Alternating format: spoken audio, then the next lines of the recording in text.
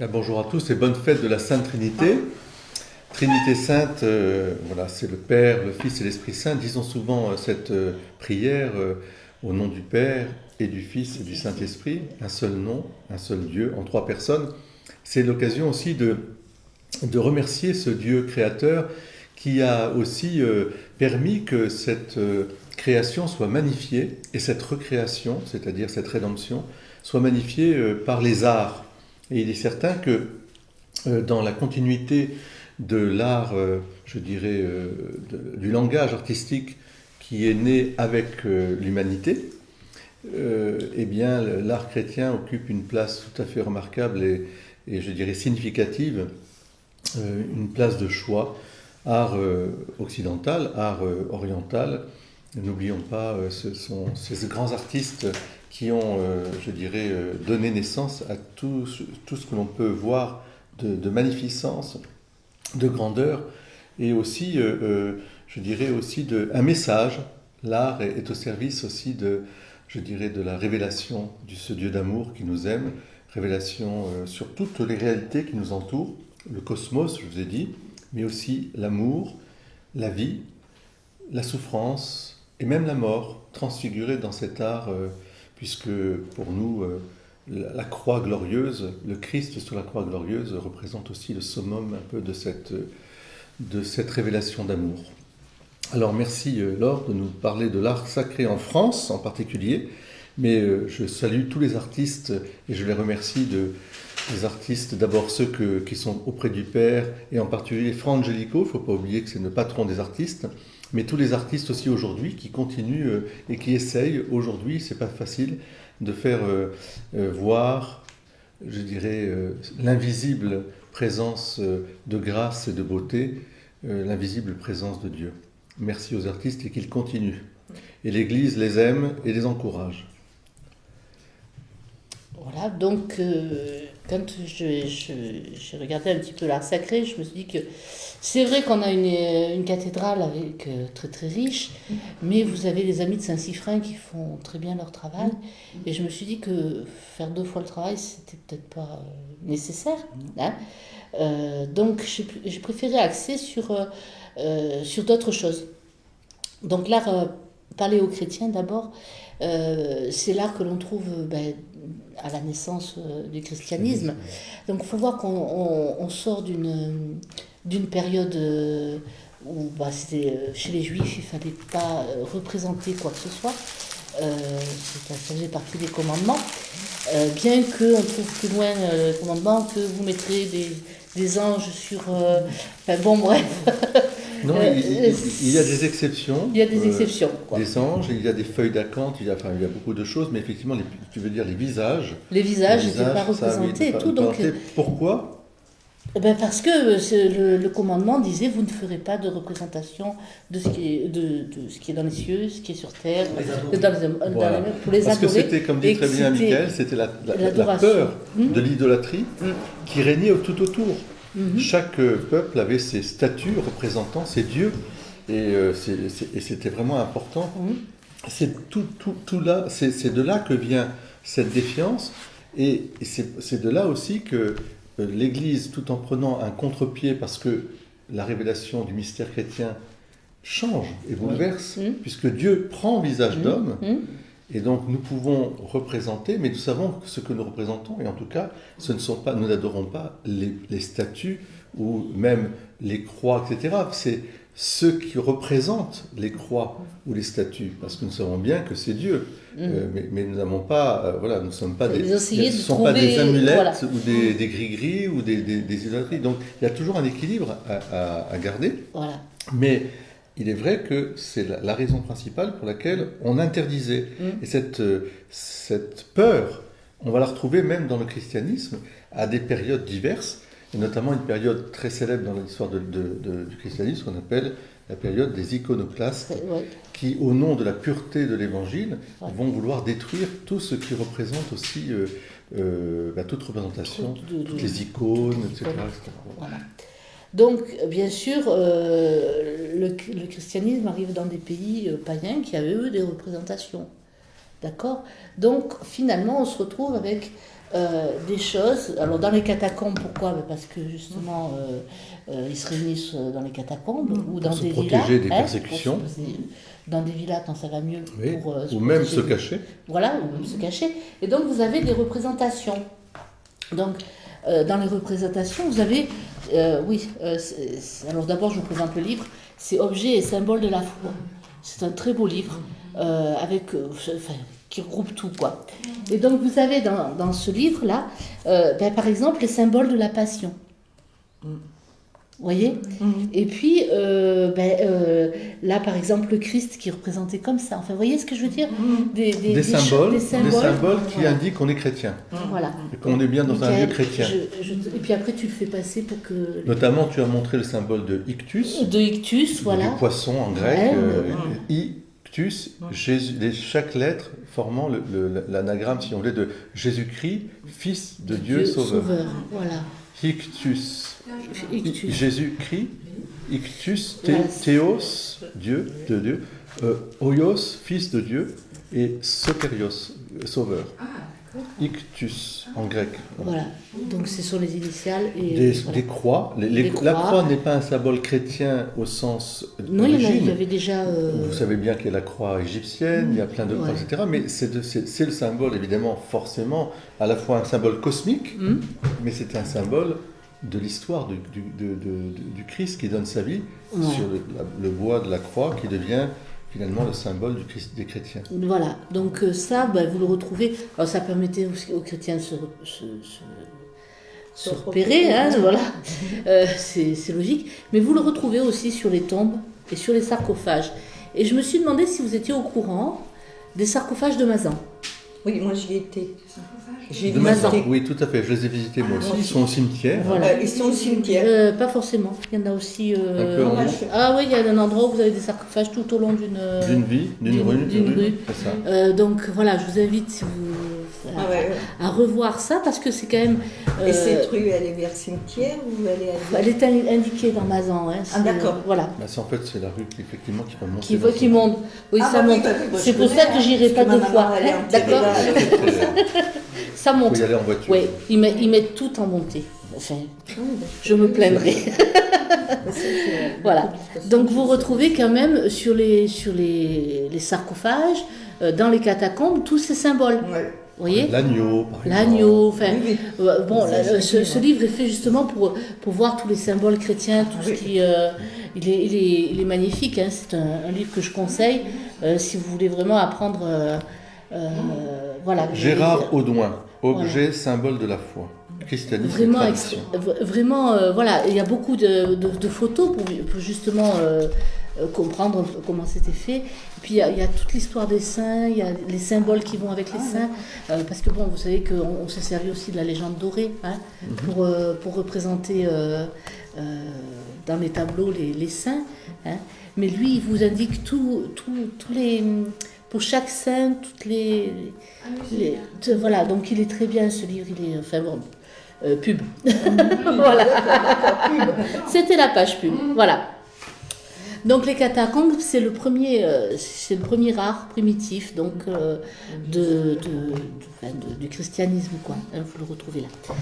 Après, bon, ça a été redécouvert des fois un peu tard, hein, parce que par exemple à Paris, ils ont redécouvert les catacombes plus tard quoi. Hein. Il y a eu un temps où il n'y avait pas, voilà.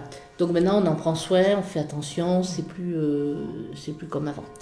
Après vous avez l'art roman. L'art roman, on l'avait vu quand on avait fait cathédrale, monastère et cathédrale, l'art roman avec ses murs très épais, et puis après on a eu l'art gothique qui a permis avec les progrès de faire une élévation des cathédrales, hein, puis de faire entrer plus de lumière puisque il fallait des verrières de plus en plus grandes, enfin bref, vous vous souvenez de tout ça, on avait parlé des constructeurs de cathédrales, les spécialités qu'ils avaient, enfin je pense que tout ça vous vous souvenez. Oui. Il faut lire les piliers de la terre. Ouais. C'est extraordinaire. Ouais. Chaque construction de cathédrale sur presque un siècle. Oui, c'est romancé en même temps. Oui. C'est passionnant. C'est tout un... Alors justement, qu'est-ce que tu vois toi comme passage de l'un à l'autre? Alors, de l'un à l'autre, ben, en Parce fait, que des sarcophages aux églises ben, petit à romanes petit, et ensuite petit à des petit, on églises passe romanes. à la villa, si vous voulez. Mhm. La villa qui commence à servir de lieu de culte. Et puis, il faut des lieux de culte Plus grand. plus grands, etc. On arrive aussi au monastère, on arrive au C'est Moyen-Âge ça. avec la construction des monastères. Et si le monastère est fait pour les hommes d'église qui sont... Il fallait aussi un lieu pour les gens... enfin, les gens. Les gens. L'art va se mettre Nous au sommes des service, gens. l'art va se mettre au service de la foi. C'est-à-dire, c'est ça en fait qu'il faut voir, c'est Oui. que les églises, alors bien sûr en Orient, tout de suite, hein, Oui. ce sont des églises historiées, je dirais, en tout cas imagées, hein, avec des symboles qui sont expressifs, soit Beaucoup de du mosaïques. ciel, de la terre, les mosaïques évidemment. L'art byzantin est tout à Ah. fait exceptionnel. Donc on représente volontiers les scènes, je dirais, à la fois du paradis, le pélican, les oiseaux, Ben, vous l'arbre, voyez, c'est ce les que je dis, arbres. vous vous retrouvez avec des symboles qu'on On avait... va représenter les icônes. oui. Donc les icônes vont être vraiment des messages bibliques, des messages, je dirais, comme au fond, on dirait, comme un livre d'images, tout à fait, comment dire, authentifié et lisible et expliqué par les moines au peuple. Hein. Et c'est ce que vont faire en Occident, bien sûr, ensuite, l'art roman en particulier au départ, mais surtout l'art évidemment gothique. Et tout ça correspond aussi à un désir d'une vie chrétienne à la fois non réservée simplement à des moines ou à des gens, Oui. mais aussi à une vie populaire. Et donc, qui dit populaire, il faut aussi des symboles qui touchent le peuple, ils ont besoin de voir. Il faut voir. Je veux voir Dieu, au fond. Je veux voir Dieu. Alors, c'est là où je vous dis, il faut faire attention. Hein, c'est pas idolâtrer, mais c'est un livre. Pour moi, c'est vraiment... C'est un livre, c'est une Bible c'est une en fait. Bible ouverte. C'est une Bible ouverte parce que comme les gens ne peuvent pas lire, Oui. C'est un langage. on met dans les cathédrales et dans les églises de quoi comprendre la Bible. Enfin, on va mettre pas que les vitraux, les tableaux, partout, les statuaires. Adam et Ève, enfin, vous voyez, tous les principaux. Au départ, c'est le Nouveau Testament, puis après, on va rajouter l'Ancien Testament. Quand vous Et on placez va devant mettre- une cathédrale, vous avez une Bible. C'est Des ça. 4 côtés, vous allez voir tous les mystères depuis la création jusqu'à la résurrection, même l'ascension, l'Assomption. Tout Voilà, est donc représenté. chaque cathédrale a des choses particulières. Je dis, on ne peut pas rentrer. Enfin, Et à même si le l'intérieur, style il y a de déjà construction, l'extérieur. voilà. Et alors Déjà, même à le fait de l'extérieur. monter, Ah bah oui. même déjà de monter, quand on peut monter et voir un peu, on se rend compte qu'il y a toute comment dire, un message guidé. Il y a comme espèce d'aventure. Puis il y avait les fresques à l'époque. Hein, il y avait, Et alors les fresques. Voilà, certaines cathédrales ont repris des mosaïques parce que le style byzantin était, vous savez, avec les échanges, enfin, pas toujours facile, mais Cordiaux. des échanges quand même. Et ben, on a repris certains styles. Donc il y a des endroits où vous aurez des mosaïques qui sont, particulièrement belles, puis d'autres où ça va être des statuaires. Et puis des fresques, quoi, hein, les fresques, les tableaux. Autrement dit, il y a bref, vraiment une il y a un mission, enseignement. Un enseignement, c'est vraiment non pas une décoration. Ah non, c'est pas une décoration. De toute façon, la décoration en soi, elle exprime quelque chose. Si on regarde le buffet qui est devant nous, on voit bien que ceux qui ont fait le buffet n'ont pas fait une décoration superficielle ou n'exprimant rien du tout. Au contraire, elle exprime un message et elle est fonctionnelle. Oui. Et l'art, c'est un langage universel qui se dit à tout le monde. Tout le monde peut regarder, tout le monde peut... Et c'est comme la musique, c'est comme la sculpture, c'est comme la peinture ou la fresque. Voilà, donc et les ornements. Pour les statues, vous avez d'abord les statues en bois, puis les premières statues en pierre petites, et puis avec le gothique, on vient avec des statues de plus en plus grandes. Quoi, vous voyez, c'est ça qui est intéressant, c'est de voir justement que c'est fait pour enseigner. C'est peut-être un peu un sens, excusez-moi de le dire, parce que, mais c'est peut-être un peu un sens qu'on est en train de perdre quand on fait, quand on construit les églises actuellement. On part du principe que les gens connaissent la Bible, alors que si on regarde bien les choses, Ben, il y a peu de personnes qui... Excusez-moi, mais vous avez tous entendu des âneries. Hein. Oui, Jésus est mort pendu. Voilà, des choses extraordinaires. Donc, vous voyez, je pense que il faudrait qu'on retrouve quand même en prenant des artistes de maintenant, ce sens du dialogue, de l'enseignement. Vous voyez ce que je veux dire? Tout à fait. C'est pas... voilà. C'est-à-dire, il faut faire attention de ne pas tomber dans ce que moi j'ai appelé aussi une religion désincarnée, où le mystère de l'incarnation n'apparaît plus. Donc on pense que les êtres humains sont des êtres de raison, et on fait du rationnel trop rationnel. C'est-à-dire qu'on oublie que nos idées, elles prennent naissance par la contemplation le regard qu'on porte sur les objets qui nous entourent, sur la création. Donc éviter la création d'églises de salles polyvalentes. Alors, par exemple, il y a différentes... Alors, la salle polyvalente, c'est pas terrible. Non, c'est-à-dire que c'est sûr que c'est pas terrible. Parfois, c'est difficile de concevoir autrement. Il peut y avoir à l'intérieur des aménagements qui permettent, mais il est certain que c'est difficile à ce moment-là pour les gens. Quand on fait une salle, par exemple, monoculte, enfin plutôt pluriculte, vous avez une salle, prenons les salles funérarium pour les obsèques, c'est classique, vous arrivez, qu'est-ce que vous avez? Des bancs, vous allez avoir un pupitre, et c'est tout. Avec un peu de lumière, en général, c'est-à-dire un jeu de lumière, etc. Vous voyez bien qu'il y a un écran qui peut s'affaisser. On ne sait pas si... Alors, c'est quoi? Ça peut être pour un meeting, ça pourrait être pour simplement, ça peut être pour un prêche. La croix est portative? Oui, la croix est portative, oui, bien sûr. Il n'y a pas de... Alors, on voit bien que là, ils le font pour accueillir et permettre à des gens de toute confession de pouvoir venir. Donc, il y a une utilité, bien sûr, et on n'est pas contre la chose. Mais il est certain que ce n'est pas ça, l'Église. L'Église ou le temple, c'est le lieu justement où apparaît le mystère chrétien. Parce que ce n'est pas, comme je le disais, une décoration, c'est un ensemble, c'est un livre ouvert. Donc là, quand je rentre, c'est un livre qui est, je dirais, froid, enfin disons, qui est neutre, on va dire neutre. Mais nous ne sommes pas, pour les églises, il faut que les lieux soient au contraire des lieux affichés, qui s'affichent. Et dans le sens que c'est une vraie catéchèse. Vous voyez ? Alors, laissons de côté ceux qui font ça. Je dis simplement, j'ai vu des vitraux modernes, on aurait dit des éponges.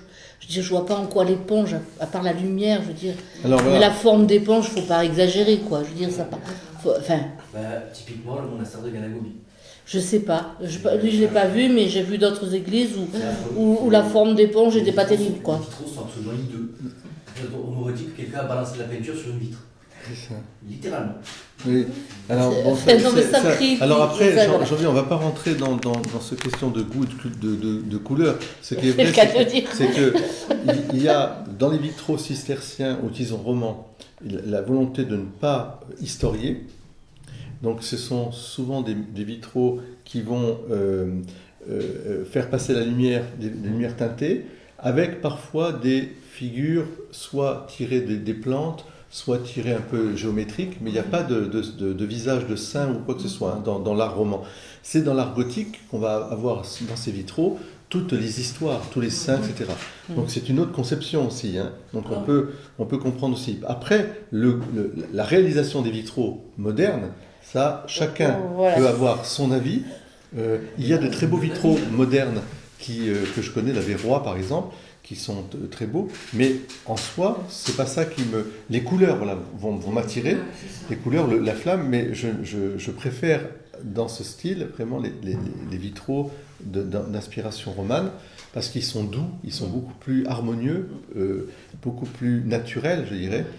Tandis que là, effectivement, il y a souvent des verres repoussés aussi, ce qu'on appelle des verres repoussés, donc des verres taillés avec donc il y a des espèces de pointes d'aspérité. Bon, chacun y trouve plus ou moins sa paix, sa réalisation. Et puis après, vous avez les grandes verrières, alors évidemment gothiques, qui eux ont vraiment un rôle complémentaire des tympans de la cathédrale, c'est de raconter à la fois l'histoire sainte, de la raconter, et d'attirer les gens à la dévotion. Par exemple, à Chartres, vous allez la rosace Notre-Dame, c'est sûr que là vous êtes là, vous restez au fond, mais il y a toute Vous pouvez contempler pendant, et je dirais prier, etc. Ça parce que invite la à beauté prière. va avec Dieu, Bien sûr. faut Oui. pas l'oublier. Et la fonction est différente, on va dire. Disons Parce que dans l'art roman, la fonction, c'est justement d'attirer qu'à l'autel. Il y a l'autel, il y a la croix, et une ou deux statues, mais pas plus. Et l'architecture humaine de l'art roman, plus les lumières simplement qui apparaissent, sont là pour inviter au recueillement, à la contemplation. On ne bouge pas quelque part. Dans la cathédrale, on bouge. C'est tellement grand, c'est tellement, etc., que, en fait, c'est la dévotion, voilà. D'où, c'est tout un mouvement, un autre mouvement, vous voyez, mais qui est aussi légitime. Ah, mais j'ai pas dit. Moi, je parlais de l'art moderne. Pour l'art moderne, J'étais après. pas- alors, j'étais pas du c'est tout pas l'art d'accord. moderne qu'il faut rejeter. Non, Il y a- c'est certaines non. idées. Voilà. Non, il y a de très belles choses. Par exemple, si vous allez à Saint-Malo, à la cathédrale Ah oui, mais Saint-Malo, ça, on va parler après. vous avez ceux qui ont réalisé les hôtels ou autres, c'est de l'art contemporain magnifique qui s'inscrit très bien dans le granit. Oui, mais parce qu'ils ont fait un choix Hum, religieux. bien sûr. Ah ben oui, Ah, tout est religieux, Et voilà. tout est pensé, mais c'est moderne. On voit bien que c'est pas un hôtel en pierre, enfin, c'est une feuille d'or repoussée, enfin il y a plein, c'est magnifique. voilà. Moi, je me rappelle quand j'ai découvert Paris, hein, on va dire, en 69, là, mon mari il m'avait fait visiter l'église de Montrouge et il me dit, tu verras, elle est exceptionnelle. Alors, je lui dis, bon, on va y aller, hein, j'y vais. Et moi, c'était Picasso qui avait fait les vitraux, qui avait fait les trucs. Et moi qui sortais, je n'avais jamais vu ça. Je suis restée là-devant et puis je me suis dit, mais alors, dis donc, c'est une église ou c'est un tableau ou quoi? Tu sais, quand tu n'es pas habitué et tu sors d'un endroit où tu n'en as jamais vu, Ouais. alors elle me dit, tu ne trouves pas ça beau? Ah, je lui dis, c'est beau, mais alors moi, je ressens rien quand Ouais. je regarde ça. Et c'est vrai, et ça m'est C'est resté, ça. hein. Ça parle ou ça parle pas. Voilà. Ah, ça m'a pas parlé du tout. Et du coup, ça m'est resté parce que je me suis dit, et peut-être maintenant je comprendrais mieux certaines choses que. Et tout, mais c'est vrai que ce jour-là, ça m'avait. Je sortais d'une campagne, moi, alors donc. Et vous avez aussi l'art baroque. Donc l'art baroque, tout le monde connaît, c'est assez chargé. Hein. C'est très chargé. Tu m'avais ramené des photos de Pologne. C'était du baroque. Ouais. Hein, très. Alors là, c'est. Le sanctuaire de Chensohova, par exemple. Voilà, c'est de l'art baroque, vous voyez ce que je veux dire, c'est très chargé, ça peut être très beau, attention. En Allemagne, il y en a aussi certaines qui sont... Ouais. En Suisse allemande Mais aussi, ça, enfin, il y a des endroits où il y a vraiment ce genre de choses. Hein, voilà, bon, ben après, c'est une question oui, puis d'époque, je dirais, d'époque. Alors moi, ce que j'ai choisi, alors d'abord, je vais vous parler d'un musée que peut-être vous n'avez jamais vu, c'est celui de Pont-Saint-Esprit. Alors, c'est un musée d'art sacré. Pont-Saint-Esprit, c'est pas très loin. Non, c'est à côté. D'accord.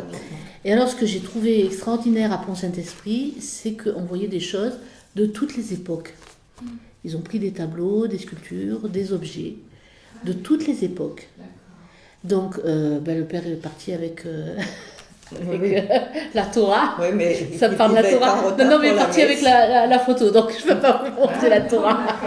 D'accord. Mais je vais vous montrer certaines photos. Donc, par exemple, vous avez les premières représentations de saints sous forme de poupées, la Vierge Marie et tout ça. Voilà. Donc, tu la montres au truc et puis tu la fais... Voilà. Ça serait le coup d'aller faire une visite. Il n'est pas cher en plus. Hein. Il n'est pas cher. Ah oui, d'accord. Voilà. C'est à voir. Il est pas Ouais, cher. c'est Il à est à voir. Oui, Donc ça, c'est des... Voilà. Vous avez ensuite l'époque où, vous savez, on représentait sur un seul tableau toute une histoire. Par exemple, la Passion du Christ sur un seul tableau. Donc vous avez toutes les étapes de la Passion du Christ sur un seul tableau. Ah oui. D'accord ? C'est à Pont-Saint-Esprit, ça? C'est à Pont-Saint-Esprit, oui. C'est pas très loin, c'est pour ça que je me suis dit, parce que, bon, vous parlez de Villeneuve-les-Avignon, le couronnement de la Vierge, tout ça, vous le connaissez tout ça, c'est pas forcément... Je ne suis pas entrée dans la collégiale de Villeneuve. Ben voilà, non, mais enfin, ce que je veux dire par là, c'est que vous pouvez facilement, Oui, oui, c'est ça. voilà. Oui, oui. Vous avez des tableaux de la Vierge, voyez. Ah, oui, oui.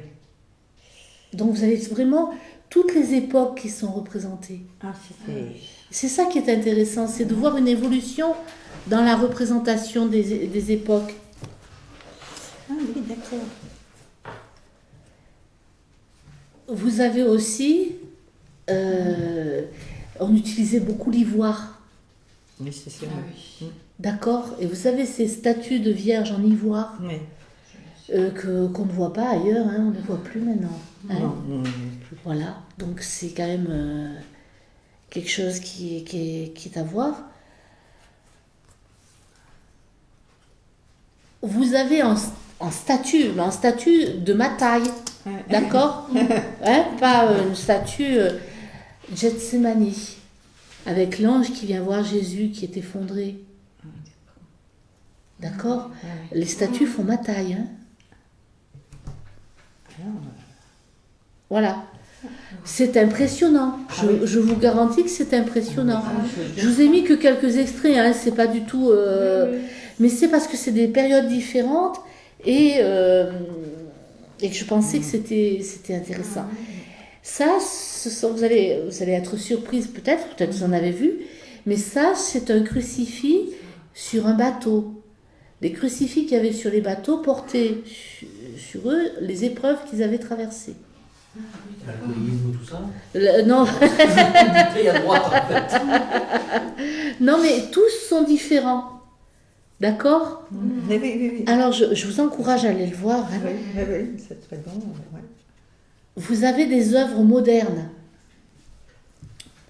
Comme, oui, c'est le linge de Véronique, hein, avec lequel elle a essuyé le Christ représenté de nos jours. Vous voyez, c'est complètement... ça n'a pas le même effet, hein, personnellement. Mais oui, non, mais c'est important qu'on voit... Oh, oui, non, mais. Oui, non, mais c'est vrai, j'ai pas voulu me limiter à quelque chose de... Non, non, mais c'est vrai que... Voilà. Et puis vous avez un tableau qui m'a permis, moi, de vous montrer l'évolution d'une interprétation de l'Apocalypse entre le Moyen Âge et de nos jours. Donc là, je vais vous faire passer le truc, mais on l'a en grand là, donc tu peux... Voilà. Donc ça, c'est le Moyen Âge, vous êtes d'accord, hein? Oui. D'accord? Alors, je vais vous faire passer le livre, comme ça, tiens. Je fais passer le livre.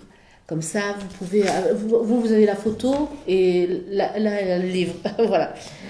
Vous remarquez que donc il y a beaucoup de choses. C'est la représentation de la chute des anges. C'est quelque chose qui est assez exceptionnel parce qu'on vous représente le jugement dernier très souvent. D'accord? Et ça, c'est un tableau de Raymond Bottery. C'est un rétable hein, qui a été peint à la demande des Chartreux à Villeneuve-les-Avignon en 1509-1510. D'accord? Donc il fait 2,40 m sur 1,79 m. C'est un très gros tableau, il est très bien. Hein? À Villeneuve-les-Avignon. Alors ça, c'est toujours au même endroit, Pont Saint-Esprit. D'accord. Il a été commandé à Villeneuve-les-Avignon par les Chartreux et il se trouve toujours à Pont Saint-Esprit. Ah oui, d'accord. D'accord? C'est pour ça que je vous dis, vous allez voir à Pont Saint-Esprit des choses... Oui.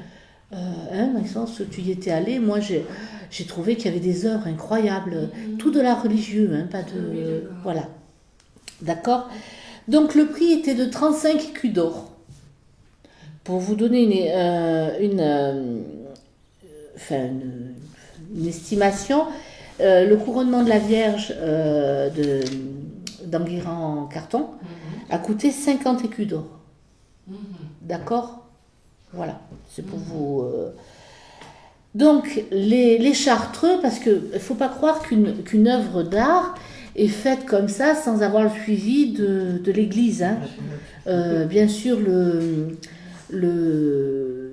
peintre a a la liberté de faire pas mal de choses, mais il est contrôlé par les chartreux dans son cas, hein, qui vont dire non mais là ça va pas, tu me corriges ça, c'est pas conforme.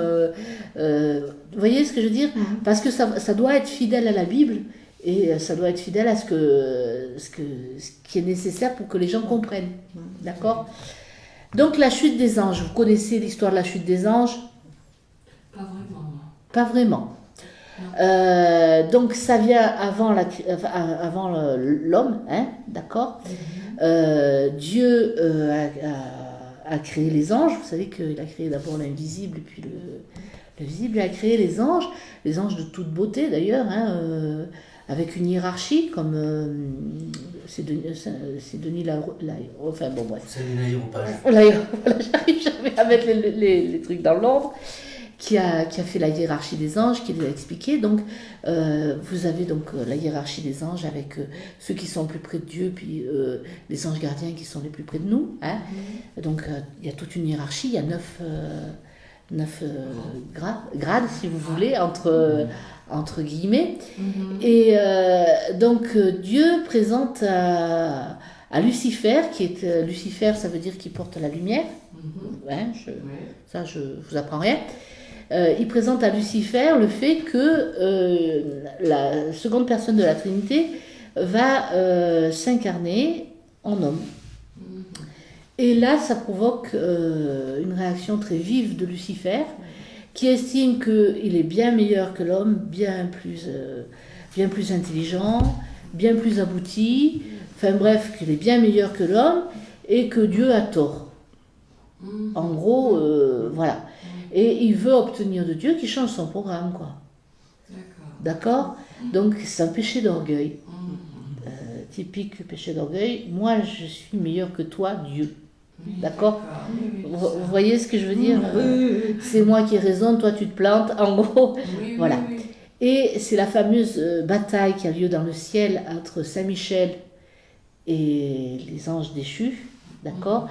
Où Lucifer mène un tiers des anges avec lui, et Saint-Michel, lui, combat dans le ciel les anges déchus.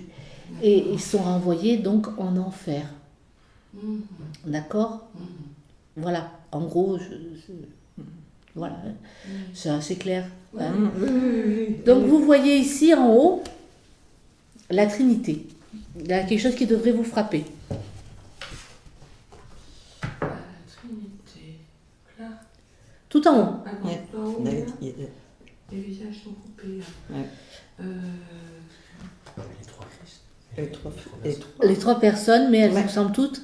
Elles se ressemblent toutes complètement et elles ressemblent toutes au Christ. Elles sont enfin bon, elles ont la forme du Christ. Voilà. Voilà. D'accord? Donc, vous voyez, le Père et le Fils et le Saint-Esprit sont identiques. Et là, ils le représentent. Vous l'avez aussi sur certaines cathédrales. Quand il représente le Père, sur certaines cathédrales, il est représenté avec le visage du Christ. D'accord? Il y a des moments où il est représenté comme un vieillard, hein, mais là, vous voyez vraiment que c'est pas le vieillard, le Christ et la colombe, c'est vraiment la Trinité, ils sont tous les 3 identiques. Vous voyez, c'est très important comme détail. Hein. Après, vous voyez que ici, vous avez des anges qui entourent les chérubins, etc. Les séraphins, chérubins. C'est la hiérarchie qui est la plus proche de Dieu. D'accord? Et puis, plus vous vous éloignez, alors vous remarquez que les anges aussi ont une tête d'enfant. Hein. D'accord? Et plus vous vous éloignez de Dieu, plus vous voyez des anges qui ont des ailes qui poussent, qui sont... Vous voyez? C'est bizarre parce que les séraphins sont rencontrés avec 3 paires d'ailes normalement. Oui, non, mais attends, t'as vu le nombre qui sont là-dessus? Après, tu vois les... Et petit à petit, on voit qu'ils se transforment, plus ils vont vers les démons, plus ils se transforment. Et d'un coup, on voit vraiment les démons qui sont jetés en enfer. Oui. D'accord? Donc c'est vraiment la chute des anges. Mm. Ceux qui restent près de Dieu et ceux qui vont aller en enfer. Ici, de ce côté, vous avez les Chartreux. Vous avez les Chartreux aussi de l'autre, hein, mais bon, les Chartreux. Oui. Et vous avez Saint-Gabriel. Oui. D'accord? Saint-Gabriel qui va leur porter le message, la parole pour aller vers Dieu. Hein? Oui. Et puis de l'autre côté, vous avez Saint-Michel. Ah oui. C'est pas pour rien non plus. Non. Et que pour aller vers Dieu, il y a un combat à mener. Oui, oui. Voilà. Hein? Oui, oui. Vous comprenez le Oui, tableau? oui, oui, oui, oui. Donc en un tableau, il a décrit tout le combat spirituel. Pas évident, hein? Non, Moi, c'est- je vous le dis, c'est pas évident. Et c'est pour ça que je l'ai choisi, parce que je me dis, ça, c'est une scène qui est pas évidente du tout. Tout à fait. J'aurais pu choisir très bien le tableau, il y avait toute la passion du Christ. Mais Ah non, mais là, c'est intéressant. ça. je pense que la passion du Christ, vous l'avez vu, vous l'avez revu. Ça, c'est un sujet exceptionnel, Oui, d'accord? oui, oui. Qui est donc dans l'Apocalypse, puisque le combat entre Satan et Saint-Michel est dans l'Apocalypse. Hein. Oui. Vous êtes d'accord? Donc voilà, c'est un passage de l'Apocalypse qui est donc illustré. C'est ça. Or, l'Apocalypse, c'est très symbolique, c'est une série d'images, Complètement. c'est très très fort. Ah oui. Voilà. Donc, vous voyez, pour arriver à illustrer l'Apocalypse, il faut déjà... C'est de quelle époque le tableau? Alors là, c'est de 1509-1510. 1509, 1510. Mais tu le vois à Pont-Saint-Esprit. D'accord. Ouais, ouais. Moi, je vous encourage, c'est pas si loin, Pont-Saint-Esprit. c'est pas loin. Je sais plus, c'était pas cher, c'était vraiment pas cher. Pas malade. Voilà. C'est un musée, donc c'est la mairie qui le tient. Ah oui, j'ai la vu. Et oui, et ils ont regroupé dedans tous des objets religieux. Des tableaux, des objets, des ivoires. Enfin, vous voyez ce que je veux dire? Ouais, ouais. Et quelque part, j'ai trouvé que c'était bien parce que finalement, les gens, on se débarrasse des statues, on se débarrasse de plein de choses C'est vrai. et ça peut pas aller. Oui, oui. Voilà, C'est vrai. voilà. Donc, je vous la fais passer maintenant parce que je pense que vous allez pouvoir Mais ça, la c'est détailler. une sortie à faire, ça. hein. Oui, C'est vraiment une sortie à faire. Oui, c'est une sortie à faire. Ouais. C'est vrai. bon, moi j'ai acheté le livre de la chute des anges. Vous avez plein d'autres Ouais. livres sur un tas de Non, mais tableaux c'est- qui sont faits, hein, Moi, ça, moi, je savais avec pas les que ça explications existait. et tout ça. Je connais hein. Pont-Saint-Esprit, mais je ne savais pas que ça existait. Si. Ah ben voilà, vous voyez. Et Mais c'est je sais que c'est la- financé par le Gard. Enfin, voilà. Oui, c'est du gars. Ah oui, d'accord. Oui. Voilà, donc vous voyez, je pense que en une seule scène, arriver à mettre la Trinité, Ouais.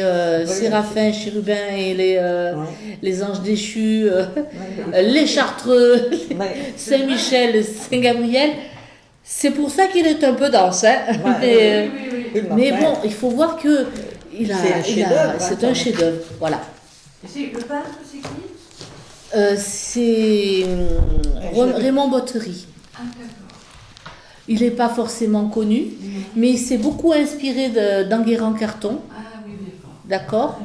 Parce que bon, ça vient juste après, quoi. Hein, c'est de là. et puis bon, il est de Villeneuve-les-Avignon. Hein, vous avez à Villeneuve-les-Avignon le couronnement de la Vierge. Enfin, bon, vous voyez, c'est ce que je veux dire. Hein, il y a pas que... Il y a des raisons aussi pour lesquelles j'ai choisi... Voilà, sans ça, j'aurais pu, je vous dis, prendre n'importe quel... mais si c'était pour faire comme d'habitude, enfin, Non, mais c'est bien. très bien. vous voyez Non, mais ce que c'est je veux très, dire, très bien. j'avais pas trop Parce que envie. tu nous fais connaître certaines choses qu'on ne connaît pas Voilà, et qu'on peut aller visiter, et ça, c'est très intéressant. C'est vrai. voilà, Non, mais c'est- voilà. Et donc, je me suis dit que l'intéressant, c'était de voir l'illustration qu'on peut faire aujourd'hui d'un thème de l'Apocalypse aussi, pour voir la différence qu'on a entre ces différentes illustrations. Et c'est pour ça que j'ai choisi Augustin Frison-Roche. C'est un jeune peintre qui a l'âge de ces messieurs. Donc très très jeune. Et donc vous savez ce qu'il vous reste à faire, hein, vous reste à faire une fresque. Comme je disais tout à l'heure, je n'ai aucun talent artistique, donc... Ça peut marcher. Mais aujourd'hui, oui, ça peut marcher, mais sinon... Mais lui, non, il a vraiment un talent extraordinaire. Moi, personnellement, quand j'ai vu ses premières œuvres, ça m'a parlé immédiatement. Ça m'a parlé immédiatement. C'est un peintre qui donc peint du sacré, bien sûr, mais il peint aussi du profane, dans lequel il fait rentrer du sacré. C'est-à-dire que si vous peint, je sais pas, un ours par exemple, il y a un tableau, je me souviens avec un ours, il y a des saints qui sont dessinés à l'intérieur. Enfin, c'est quelqu'un qui met toujours du sacré dans ce qu'il fait. Donc c'est magnifique. Et donc, à Saint-Malo, c'était une cathédrale où il n'y avait plus grand-chose. Il vous a parlé justement de la cathédrale de Saint-Malo tout à l'heure, où il disait qu'ils avaient fait d'énormes choses modernes, vous voyez ce que je veux dire, de maintenant, parce que il n'y avait plus rien dans la cathédrale et qu'il fallait aider les gens à prier. Donc, ils ont fait appel à Augustin Frison-Roche pour faire une fresque.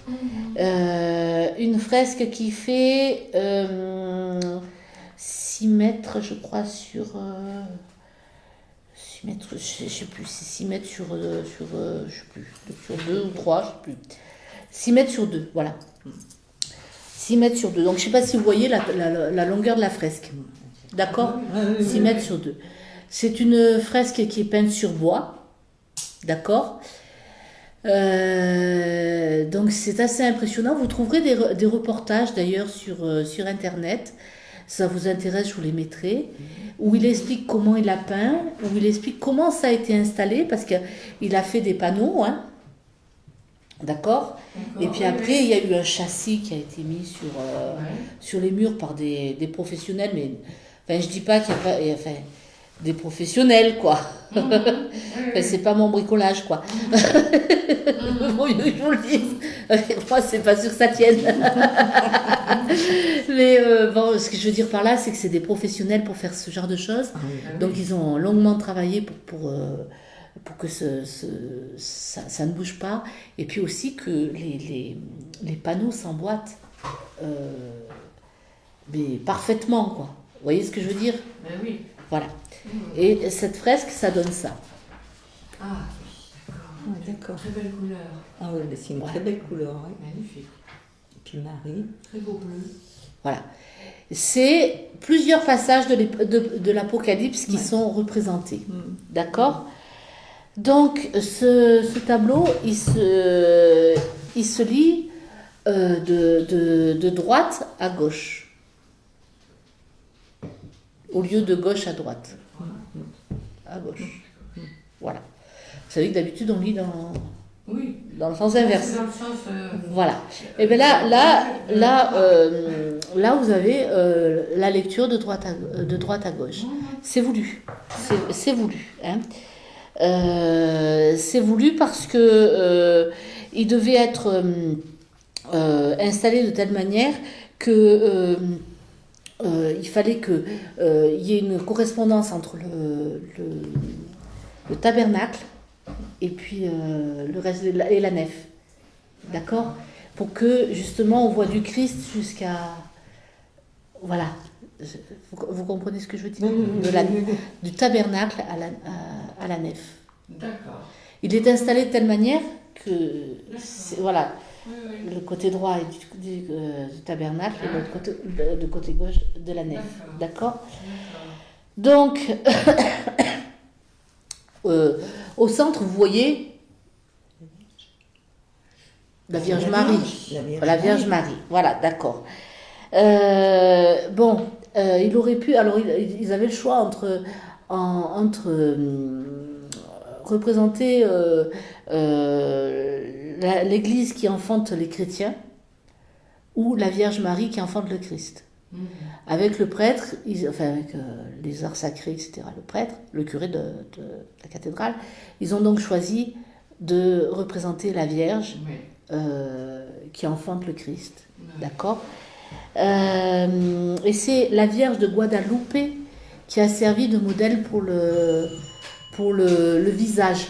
D'accord. Pourquoi? Parce que de nos jours, on a tendance à représenter la Vierge de manière un peu trop sensuelle, on va dire. Ah oui, d'accord. Voilà.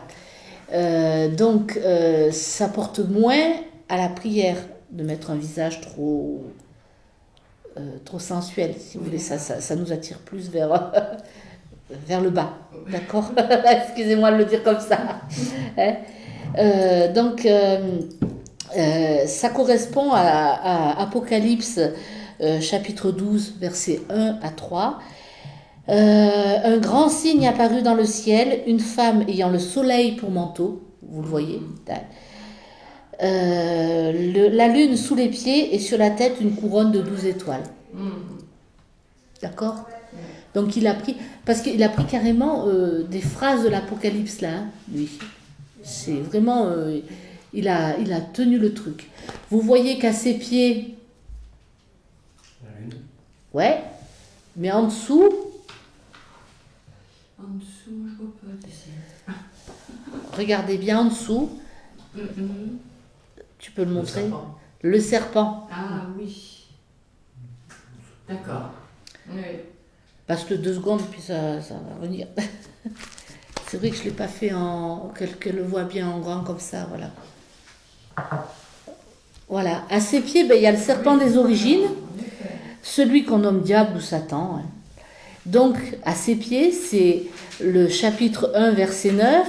Oui, il fut rejeté le grand dragon, le serpent des origines, celui qu'on nomme diable et Satan, le séducteur du monde entier. Il fut jeté sur la terre et ses gens furent jetés avec lui. Pardon. Tu vois ce que je veux dire? Bon, attends, repasse-moi comme ça, je remonterai à Christiane après. Voilà. Donc, vous voyez, il a représenté plusieurs scènes rien que là. Oui. Hein, d'accord? Après, vous avez ici le Christ à cheval. Je montre bien. Ouais. Le Christ à cheval. Donc, c'est le cheval, il est blanc. Hein? C'est la représentation du combat eschatologique, là. La victoire définitive du bien sur le mal. Les images qui se superposent permettent de voir la victoire, le combat, puis la victoire. Si tu regardes bien, c'est vraiment transparent. Il y a des transparents au milieu. Tu vois? Ouais. Ouais. Oui. Voilà. Et ces transparents permettent de voir justement le combat et la victoire. C'est une technique particulière qui est utilisée là et qui permet de rendre ça possible. Parce que c'est vrai qu'on ne voit pas dans les autres différentes scènes se dérouler dans un même personnage ou dans un même animal, hein, je dirais. Ou même, ça, c'est un truc qui ne se voit pas ailleurs. Et ce qu'on voit devant le Christ et le cheval, c'est Saint-Michel. Saint-Michel, forcément, qui vient défendre le Christ et puis se livrer au combat. C'est logique. Et si on regarde bien, et vous allez bien regarder, il sort quelque chose de la bouche du Christ. Une épée. Ça peut vous sembler particulièrement... Voilà. C'est l'épée qui représente la parole de Dieu et qui pourfend le relativisme. D'accord? C'est pas rien. Je trouve que de nos jours, c'est quelque chose d'important. Et ça correspond à la phrase de l'Apocalypse. Puis j'ai vu le ciel ouvert et voici un cheval blanc. Celui qui le monte s'appelle fidèle et vrai. Il juge et fait la guerre avec justice. Ses yeux sont comme une flamme ardente. Il a sur la tête plusieurs diadèmes. Il porte un nom écrit que nul ne connaît sauf lui-même. Le vêtement qui l'enveloppe est trempé de sang. On lui donne ce nom, le Verbe de Dieu. Les armées du ciel le suivaient sur des chevaux blancs. Elles étaient vêtues de lin fin, d'un blanc pur. De sa bouche sort un glaive acéré pour en frapper les nations. Lui-même les conduira avec un sceptre de fer. Lui-même foulera la cuve du vin de la fureur, la colère de Dieu, souverain de l'univers. Sur son vêtement et sur sa cuisse, il porte un nom écrit « Roi des rois, Seigneur des seigneurs ». Voilà. Donc vous voyez que c'est vraiment un passage de l'Apocalypse important, qu'il a vraiment représenté le Christ, ces anges que vous voyez en transparence, le combat, etc., Saint-Michel et l'épée qui sort de sa bouche pour trancher le relativisme. D'accord? Donc, en une scène, je trouve extraordinaire qu'il ait pu représenter ça en une scène. C'est complexe, hein? Non, c'est très beau, hein. Voilà. J'aime bien les couleurs. Et puis ici, vous avez la Jérusalem céleste. Alors j'ai vu un ciel nouveau et une terre nouvelle, car le premier ciel et la première terre s'en étaient allés, et de mer il n'y en a plus. Et la ville sainte, la Jérusalem nouvelle, je l'ai vue qui descendait du ciel d'auprès de Dieu, prête pour les noces comme une épouse parée pour son mari. Et j'entendis une voix forte qui venait du trône. Elle disait, « Voici la demeure de Dieu avec les hommes, il demeurera avec eux, et ils seront ses peuples, et lui-même, Dieu avec eux, sera leur Dieu. Il essuiera toute larme de leurs yeux, ni la mort ne sera plus, il n'y aura plus ni deuil, ni douleur, ni cri. Ce qui était en premier s'en est allé. Alors celui qui siégeait sur le trône déclara, « Voici que je fais toutes choses nouvelles. » Et il dit, « Écris car ces paroles sont dignes de foi et vraies. » Puis il me dit, « C'est fait, moi je suis l'alpha et l'oméga, le commencement et la fin. À celui qui a soif, moi je donnerai l'eau de la source de vie gratuitement. Tel sera l'héritage du vainqueur. Je serai son Dieu et lui sera son fils. » Mon fils, pardon. Et vous avez un arbre ici. Ah oui. D'accord? Ouais. Au milieu de la place de la ville, entre les deux bras du fleuve, il y a un arbre de vie qui donne des fruits 12 fois chaque mois, il produit son fruit. Et les feuilles de cet arbre sont un remède pour les nations. D'accord? Donc, je ne sais pas si vous voyez à quel point il a réussi à exprimer des choses incroyables de l'Apocalypse. Ah oui. Vous voyez donc le Christ ici, la Vierge en intermédiaire et la Jérusalem céleste. La Vierge en intermédiaire, c'est voulu, elle intercède. D'accord? Donc vous voyez, tout ce tableau, il n'a pas été fait au hasard, il n'a pas été... Non, mais c'est décrit. Il a été fait vraiment comme complètement, quoi. Donc, ben voilà, le Jérusalem céleste est du côté du cœur, hein, on est qu'au tabernacle. Enfin, voilà. D'accord? Ouais. C'est très beau. Très beau, hein. Ouais. Voilà. Très beau. Et le combat, Ouais. voilà. D'accord? C'est à Saint-Malo, donc, tu as dit. C'est à Saint-Malo. Alors, il a fait plusieurs choses à Saint-Malo. Je vous ai mis un autre dessin, mais là en bas, c'est la Pentecôte. Alors, c'est vrai que moi, je ne peux pas vous montrer, mais je vous le mettrai sur Internet. Ah oui. La Pentecôte, vous savez, il a fait une grande colombe avec tous les apôtres dessous. Ah oui, d'accord. C'est super. Non, mais je vais sur Internet, je vais Voilà. regarder ça. Donc Antonin Frison-Roche, c'est vraiment quelqu'un qui est extraordinaire. Vous voyez, je vous dis, c'est transparence dans qui vous montre le combat, qui vous montre, puis même quand vous voyez même les transparents dans la Jérusalem céleste, il y a des images de partout. Il disait dans un reportage que les gens restaient des heures devant le tableau. Non, mais ça ne m'étonne pas. Parce qu'il vraiment il aide à prier. Oui. C'est vrai. Voilà. Donc je te le montre puisque tu es la seule qui l'a pas vu. Voilà. Donc c'est pour ça que je me suis penchée sur ces deux tableaux. Je voulais vraiment que vous ayez Ça serait à faire voir aux enfants de l'aumônerie, hein, ces tableaux comme ça. Ah oui, mais Et puis leur en parler, hein, parce que... Enfin, moi, je ne m'occupe pas de l'aumônerie, hein, parce que les enfants de catéchisme, ils sont plus petits, mais ça serait pas mal de leur faire voir. Moi, j'ai Non, rien mais- contre. hein. non, mais attends, regarde. Moi, j'ai ça. Alors, je peux leur en parler quand même. Oui. Déjà. Parce que je trouve que c'est vachement intéressant pour faire comprendre aux enfants, tu sais, parce que. L'Apocalypse, c'est dur à comprendre. Donc, Oui, mais enfin, quand vous tu avez vois- deux tableaux qui vous expliquent l'Apocalypse, qui vous expliquent des passages de l'Apocalypse, je trouve que c'est extrêmement intéressant. Mais voilà. Parce que c'est plus parlant par l'image. C'est pour ça que je dis, aujourd'hui, on a perdu quelque chose de ce qui était... Oui, parce que par parce image. que les gens avaient compris que par image, ça Alors, passait moi, mieux que par pense, texte. Je pense par contre à mon groupe que j'ai. Ouais. Là, ça les flasherait. Hein. Honnêtement, mais je vais. Tu la veux? Mais je te la rendrai la semaine prochaine. Tu la veux, voilà. Hein, parce que ça me. C'est. Bah oui, pour le groupe que j'ai. Hein, ils sont déjà plus grands. Voilà. Ils sont déjà plus grands que les autres. Ils sont pas trop. Donc vous avez les ils sont explications. plus dans- Hein. Ils sont plus dans le dessin Bah oui. que par ça. Alors, Alors, tu vois, Voilà. c'est ça qu'il faut comprendre, que quand on fait le catéchisme, c'est ça qu'on ne peut pas mettre ceux qui vont aller après à l'aumônerie, hein, parce qu'il y en a qui vont aller à l'aumônerie, puis ceux qui sont qu'au début, on ne peut pas faire les mêmes choses, on peut parler des mêmes choses, mais différemment. Voilà. Voilà. Donc voilà, c'est ce que j'ai voulu vous présenter aujourd'hui. On avait une séance un peu courte, donc j'ai préféré Non, mais axer c'est bien. sur quelque chose de Voilà. concret. Ben, J'espère que vous avez découvert des choses que vous ne connaissiez ah, pas, mais c'était très intéressant. que vous aurez envie d'aller à Pont-Saint-Esprit, que vous aurez envie de vous pencher sur l'œuvre d'Antonin Frison-Roche, Oui, non, mais, oui, parce oui, que oui. vraiment, Bravo. vraiment lui... Ah, oui, oui, Vous voyez, vous voyez un jeune de leur âge qui est en train d'inaugurer une fresque. Moi, je trouve que c'est... Ah, mais c'est magnifique. À son âge, c'est waouh, Ouais. Ah bah oui.